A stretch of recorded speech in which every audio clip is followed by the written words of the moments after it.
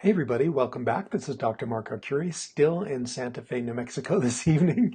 I think this is probably a record for how long I've stayed home. I've been here since the new year and I absolutely love it. I love Santa Fe. Those of you who know me personally know that I'm here for a reason. And as much as I love other places that I travel to, Santa Fe is definitely a place to come home to, and I'm very grateful for that. And I think the universe does indeed give us more of what we focus on. So when I'm here in Santa Fe and loving it so much, it gives me much more of an opportunity to stay here and be here and just enjoy the environment that I'm in.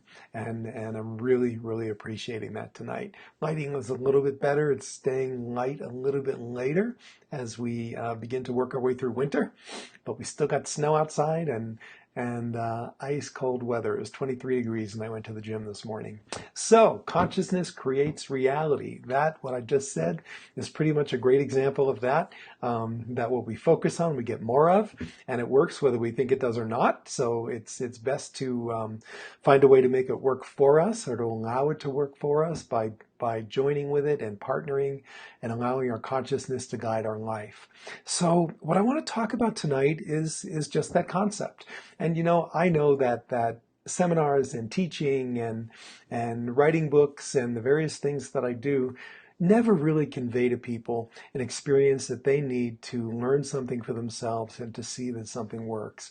So I know that tonight, by telling you about this topic, hopefully I'm sparking some of your excitement and willingness to try and to notice to see if this actually works for you.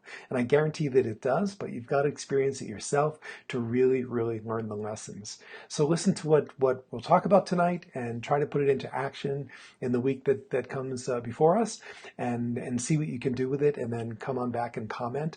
If you've already had experience with how your consciousness creates your reality, I encourage you to go ahead and below in the comments, let us know what that's like for you, and let us learn from your experiences as well. So when I think of consciousness creating reality, I think of Roberto Saggioli, who was an Italian who worked with this very much in his work and is really one of the prime people that taught this concept to us. But I also think of Viktor Frankl, and I can't talk about consciousness creates reality without thinking about Frankl and his experiences and his teachings. And Viktor Frankl, the last name is spelled Frankl, so Frank L. And he is someone you may or may not know who, along with his entire family, was in the concentration camps in Auschwitz. And he survived as the lone survivor among his entire family and basically among most of his friends as well. I think a couple of them got out at the end of the war with him. But Frankl was a psychiatrist from Vienna. I could be wrong about that. I'm not thinking of Freud, but I'm not going to say. I think it's Vienna. But he wrote an amazing book, if you're interested, called Man's Search for Meaning. And indeed, his entire theory was based on the idea that the meaning that we attribute to a situation is exactly what we're going to attract as that situation unfolds, what we're going to experience, and what the outcome is going to be for us. And he developed this idea by observing himself, but also his fellow prisoners, captives in Auschwitz.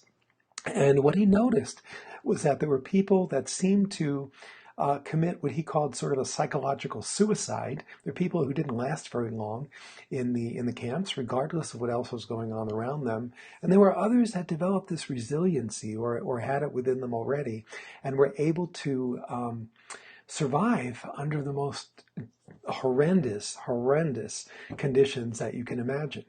And what Frankl realized was that it was the meaning and the interpretation of what they saw going on around them that made the difference between the survivors and the psychological suiciders.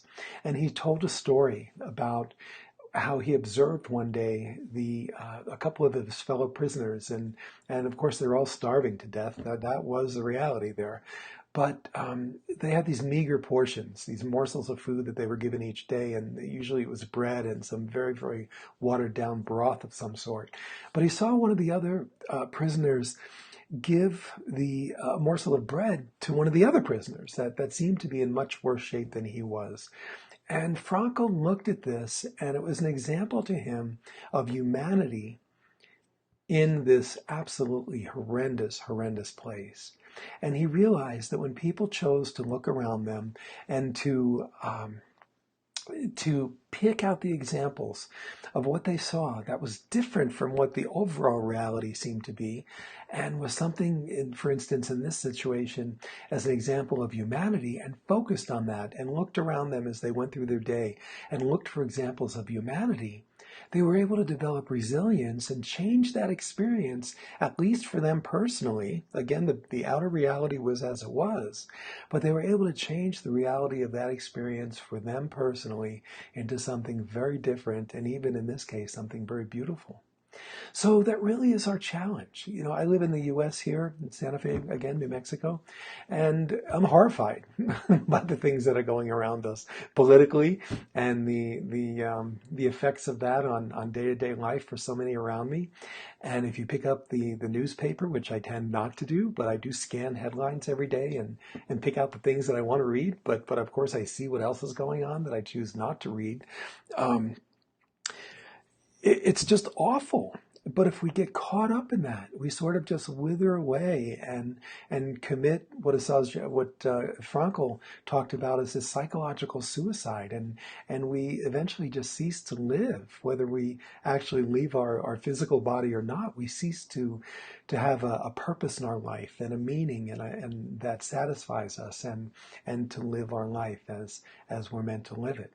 So our challenge is to arrange our day in a way that we can begin to become more conscious of what's happening around us, and then picking and choosing the parts of that we want to include in our reality and that we want to make the theme of what our experience is. So again, we may not be able to change the reality around us, and we certainly cannot change what people see, but we can change our own perspective. We can give it a different meaning. We can give the current political upheaval, I guess is a kind way to say it, here in the United States. For me, when I look at it, the meaning that I give that is not that we're doomed to destroy ourselves, but in fact, we're doomed, perhaps in a good way, to destroy ourselves as we know us, as we know our society, so that we can rebuild in a new way. And in that new way, create a society that is much more humanitarian and much more serving of the greater good, and not the individual whims that people around us seem to be serving now. So it all depends how you read into it. It all depends how you look at it. It's for the same reason that you can have witnesses to a crime and they tell different stories, because the reality that they chose to lock in on was the reality that they got. So I challenge each one of you this week to take a look at your life and think about the different ways that you might be able to interpret situations around you, whether it's in a job that seems to be going nowhere fast, or in a relationship that seems to be going nowhere fast. And I'm picking out what we might call negative things here for a reason, but to look at these things and pick out elements that you can reframe as something quite positive, and see what it's like, even for a few minutes, if you can focus on those positive aspects and just kind of experiment and see how that might change your view of the entire experience over time. It does take time. So this is similar to what we talked about last week, about getting into a flow. And we're in a stream, and we can't resist what's happening around us. We can't resist the flow of water. But what we can do, if we become aware that that water may be taking us to a place we don't necessarily want to go, what we can do is begin to very, very slowly do things that ever so minutely maybe begin to shift that water, maybe molecule by molecule, but over time, as you build on it, as you do more of it, the stream begins to shift, but you were never in a position where you actively resisted that flow of water. You just, when I worked for the Miccosukee tribe in Florida, I remember one of the people that worked for me said that I was a director of a program, and they said that you lead from behind. So instead of being aggressive and trying to force people into where I wanted them to go, I tried to shape the situations so that they wanted to go there. And yes, it's a form of manipulation, I suppose, but it's a good one. It's a benevolent one. And we're doing the same thing here. My computer just did something. Okay, so we're doing the same thing here with our lives. We're looking at ways to begin to manipulate the reality around us into something that we'd rather see it be by beginning to find examples of what we would rather see, focusing on them so that they become the bigger part of our reality, and then build upon itself until it does become our reality. And again, we're not going to shift what other people see. That's not the goal. But hopefully, by living our life as we see it, we begin to motivate people to do the same, because people start looking at you and say, hey, we're all miserable here. How come you're not so miserable today? And they start asking questions, and you can share with them. They start copying some of the behavior that you're modeling, doing some of the things you're doing. And that is, folks, what we call change in the world. It starts at home. It starts with our eyes and with our mind and what we choose to see and the meaning that we choose to give it. And from that place, we can change the world. Simple as that. So that's what I'm going to leave you with tonight. Check it out. See what you can do. Leave us some comments. Let us know your experience. I'd love to have a dialogue around it. I've appreciated the folks that have been doing that in past weeks on the Facebook Lives and in other places. I really, really get excited about being able to share this information and then see how it works in your reality, and then try to play with that and see how we can make it work even better. So before I go, I want to thank you, but also remind you to download. I'm going to put a link here for a free download that I first offered in my full moon, I almost said Facebook moon, full moon lunar eclipse on this past Sunday, but it's a download. It's a free workbook for 8 days to authenticity. It's not tied to the full moon, so you can use it at your leisure, any 8 days that you choose, or space it out over 16 days, whatever you like to do. But I'm putting that link up, and I want you to go ahead and download it. It's a 15 or 16 page booklet that you can use. Different task each day for 7 days. The 8th day pulls it all together, and it's a great way to get to know your authentic self in a really short time. So thanks again, everybody. Thank you so much for being here. Dr. Mark again, Santa Fe, New Mexico. Come and see us again next week. Same date, same time. And our topic is going to be, since I can't remember, it's going to be a surprise to me as well. Start with the end in mind. So that dovetails right into what we're doing here. We want to start with the end in mind. Be aware of the aspects of what we see in our consciousness that represents that end, so that we can attach to it and attract it and build it into something bigger and bigger and bigger. A little bit more than that I will say next week, but I'll see you next week on Facebook Live, in the replays. And also, if you haven't signed up for this month's contest for a free giveaway, it's a Life Aligned signed copy of my book, A Life Aligned. So go ahead and do that anywhere on drmarkarcuri.com. You'll find sign-up sheets, not sign-up sheets, but sign-up little grids. Can't think of the word for it right now.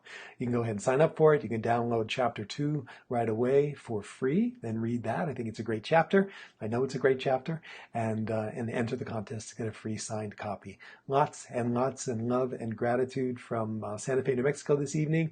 We will see you next week. Bye-bye.